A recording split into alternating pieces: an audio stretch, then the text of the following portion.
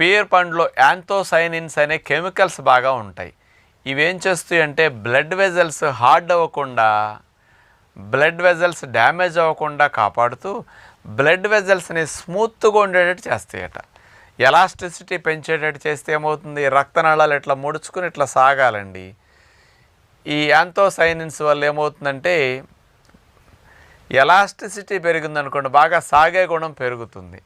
దీనివల్ల ఏమవుతాయి, blood vessels స్మూత్గా ఉంటాయి. బ్లడ్ వెజల్స్ స్మూత్గా ఉంటే గుండె రక్తాన్ని ఈజీగా పంప్ చేయటం అవుతుందన్నమాట. అందుకని హై బీపీ రాకుండా కంట్రోల్ చేయటానికి పియర్ పండు బాగా ఉపయోగపడుతుంది అని ఇవ్వటం జరిగిందనమాట.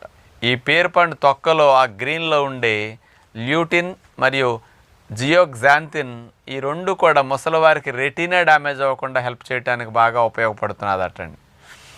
ఈ పియర్ పండులో ఇంకొక లాభం తీసుకుంటేనండి, క్యాన్సర్కి చాలా బాగా